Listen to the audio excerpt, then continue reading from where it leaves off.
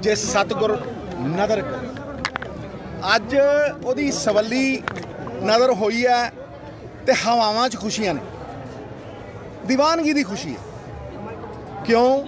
एक लांघा खुला, लांघे दे नाल असंख्य संभावनावां खुलणगियां ते जे मैनू चंगे भाग दिते परमात्मा ने ते मैं उत्थे जाके असल पंजाब दी जिहड़ी तरक्की दी राह है उहदे बारे गल जरूर करांगा। लेकिन अज जे धन्नवाद ना करिए कि भाई सवेर दा भुलिया जे शामी घरे वापस आ जाए और बाबे दे जन्म दिहाड़े दे उत्ते वो अपनी गलती का इस्तकबाल कर लवे तो फिर पंजाब माफ़ करे, क्योंकि एक नवा अध्याय शुरू होने वाला है। इस जित का श्रेय कोई लैण की कोशिश ही ना करे, क्योंकि ये जित का सारे का सारा श्रेय संयुक्त किसान मोर्चे दे सत्याग्रह नूं है। सच की राह सी, लख कोशिश की बदनामी करन दी, अड़े रहे खड़े रहे, हक सच ते पहरा दिता, जित हुई। क्योंकि जदों धर्म की राह ते कोई तुरदा ना, धर्म युद्ध मिटदा है, यथा धर्मा तथा विजया, फिर उन्होंने कोई हरा नहीं सकता। और यही धर्म सी कि असी बाबे नानक का जिहड़ा किता ये बाबा जी लड़ ला के गए सी, उत्तम खेती। ये 17 साल उन्होंने आप खेती की, सानू किरत सभ्याचार दे लड़ लाया। ये दुनिया का सब तो वड्डा सभ्याचार है, वर्क कल्चर। ये उन्हां दियां ही अज सवलियां नज़रां ने कि किन्नियां खुशियां अज पंजाब दे लोकां नूं मिलियां ने। खास तौर ते 650 शहादतां देण वाले, 650 शहादतां देण वाले संयुक्त किसान मोर्चे दे अणथक प्रयासां नूं बूर पिया। जुल्म करना पाप, जुल्म दे खिलाफ खड़ना उदों वड्डा करना, सहना भी पाप। उन्हां एक ऐसा समाजिक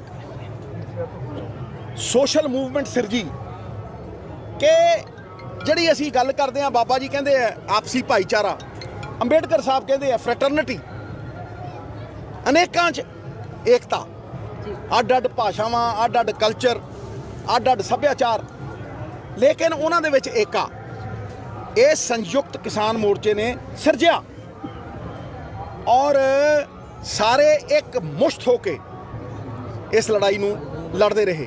पंजाब सरकार होवे भावें होर सरकारां होण, हरेक ने उन्हां दा सहयोग किया, क्योंकि 60% आबादी है और इज्जत दी रोटी लई, इज्जत दी रोटी लई लड़दी सी। ये गल जहन च होनी चाहिए है कि भाई लागतां जिहड़ियां ने वो वध रही ने, आमदन घट रही है, प्रोडक्टिविटी घट रही है।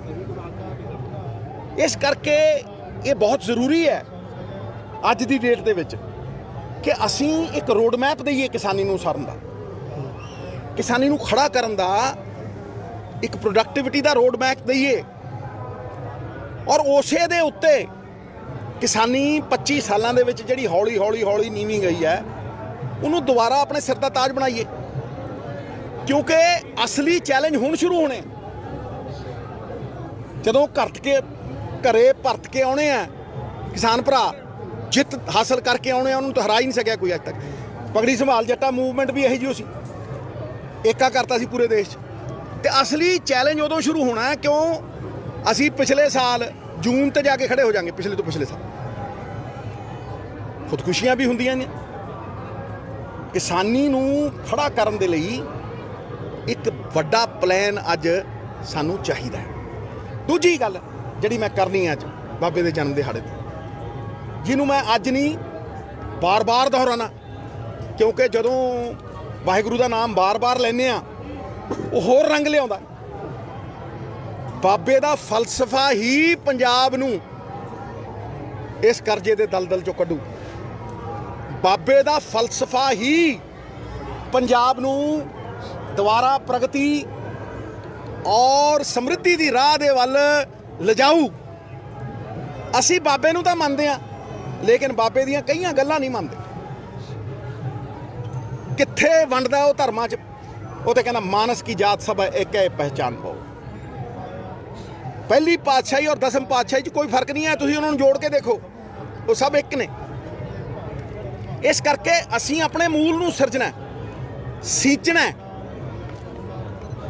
ਸੀਂਚਣਾ ਇਜ਼ ਦੀ ਰਾਈਟ ਵਰਡ। ਉਹ ਸਾਡੀ ਜੜ ਹੈ। ਮੂਲ ਮੰਤਰ ਵੀ ਉਹਨਾਂ ਦਾ ਹੀ ਦਿੱਤਾ ਹੋਇਆ ਇੱਥੇ। ਬਈ ਦੇ ਕੋਲ ਮੈਂ ਕਿਉਂ ਇੱਥੇ ਆਇਆ, ਇਸੇ ਕਰਕੇ ਆਇਆ। ਜਿਹਨੇ ਜੜ ਨੂੰ ਸੀਂਚਿਆ ਉਹਨੇ ਫਲਾਂ ਤੱਕ ਪਾਣੀ ਪਹੁੰਚਾਇਆ, ਤੇ ਜਿਹਨੇ ਉੱਤੇ ਉੱਤੇ ਪਾਣੀ ਦਿੱਤਾ ਜੜ ਸੁੱਕ ਗਈ ਤੇ ਸਭ ਕੁਝ ਗਿਆ। ਬਾਬੇ ਨਾਨਕ ਦਾ ਫਲਸਫਾ ਸਰਬੱਤ ਦਾ ਭਲਾ। ਕਿੱਥੇ ਹੋਇਆ ਸਰਬੱਤ ਦਾ ਭਲਾ ਭਾਈ? ਪੰਜਾਬ 'ਚ 1% ਲੋਕਾਂ ਦਾ ਹੋਇਆ। ਲੋਕਾਂ ਦੇ ਟੈਕਸਾਂ ਦੀ ਤਾਕਤ 1% ਲੋਕਾਂ ਕੋਲ।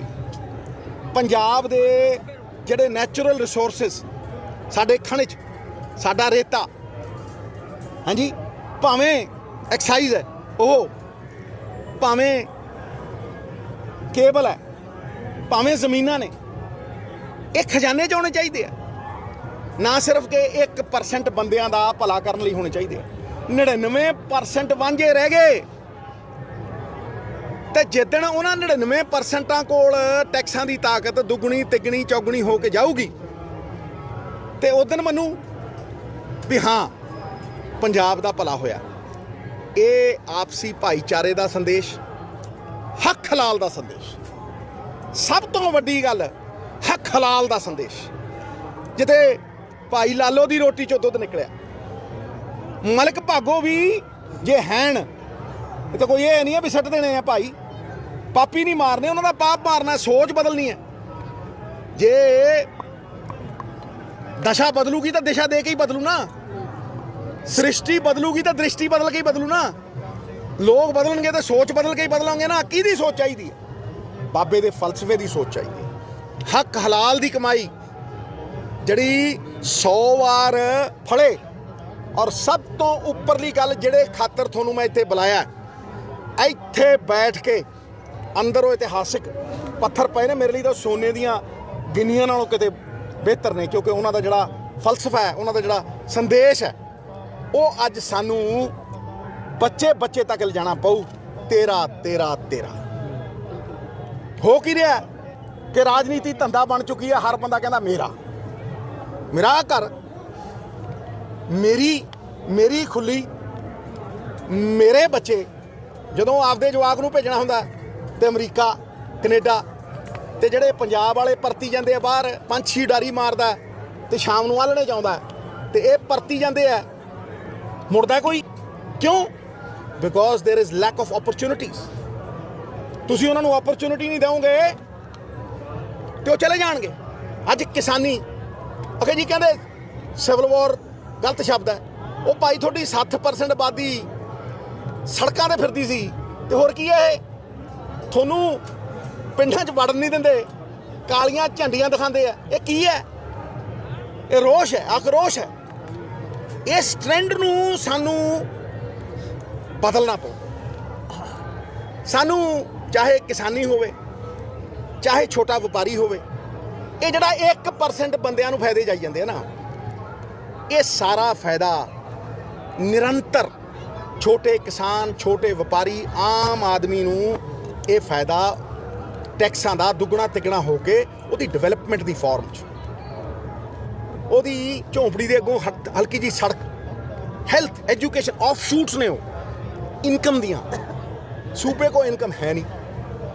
ਤੁਸੀਂ ਕਰਜ਼ਾ ਲੈਂਦੇ ਹੋ, 1000 ਕਰੋੜ ਦਾ ਕਰਜ਼ਾ ਹੈ, ਤੁਸੀਂ 1000 ਹੋਰ ਲੈਂਦੇ ਹੋ, ਉਹ 'ਚੋਂ 750 ਮੋੜ ਦਿੰਦੇ ਹੋ ਤੇ 250 ਦੇ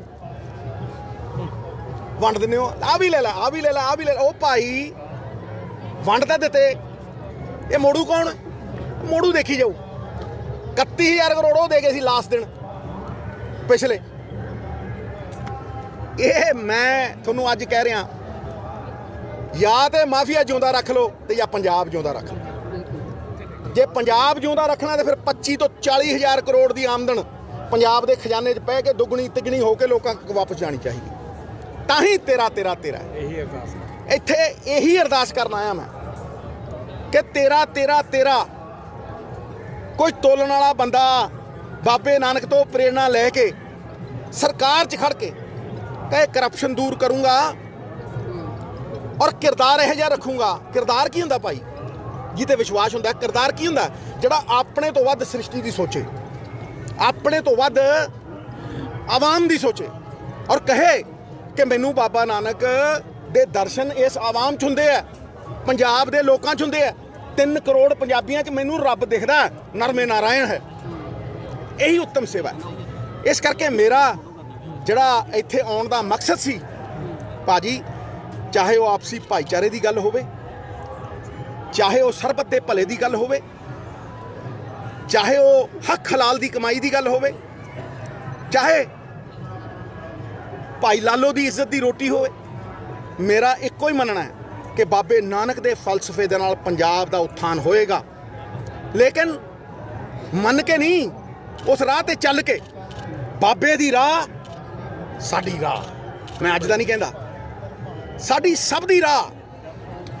ਤੇ ਮੈਂ ਅਗਰ ਮੈਨੂੰ ਬਾਬੇ ਨੇ ਭਾਗ ਬਖਸ਼ੇ ਔਰ ਮੈਂ ਕੱਲ ਕਰਤਾਰਪੁਰ ਗਿਆ ਤੇ ਮੈਂ ਉੱਥੇ ਇੱਕ ਹੋਰ ਵੱਡੀ ਗੱਲ ਰੱਖੂ ਔਰ ਨਿਰਭੈ ਹੋ ਕੇ ਰੱਖੂ।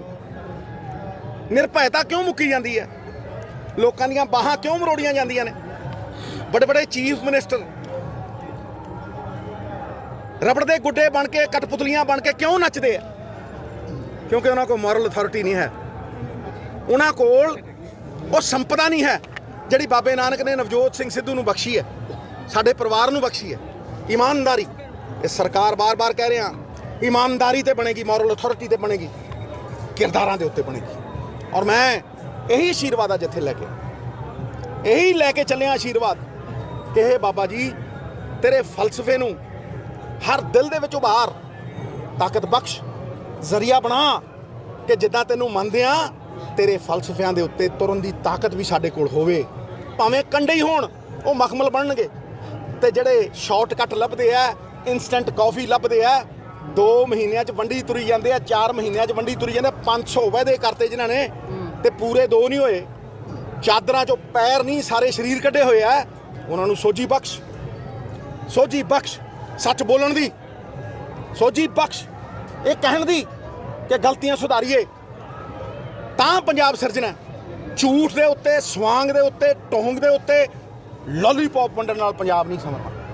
ਇੱਕ ਰੋਡ ਮੈਪ ਪੂਰੀ ਤਰ੍ਹਾਂ ਦਵਾਂਗਾ। ਕੋਈ ਮੇਰਾ ਠੇਕਾ ਨਹੀਂ ਲਿਆ ਹੋਇਆ ਉਸ ਰੋਡ ਮੈਪ, ਉਹ ਪੰਜਾਬੀਆਂ ਦਾ, ਪੰਜਾਬ ਦਾ। ਲੇਕਿਨ ਜਿਹੜਾ ਕਹੂ ਤੇਰਾ ਤੇਰਾ ਤੇਰਾ ਉਹ ਤਰੂ, ਤੇ ਜਿਹੜਾ ਕਹੂ ਮੇਰੀਆਂ ਬੱਸਾਂ, ਮੇਰੇ ਢਾਬੇ, ਮੇਰੇ ਬਿਜ਼ਨਸ, ਮੇਰੇ ਹੋਟਲ, ਉਹ ਸਿਆਸੀ ਤੌਰ ਤੇ ਮਰੂ।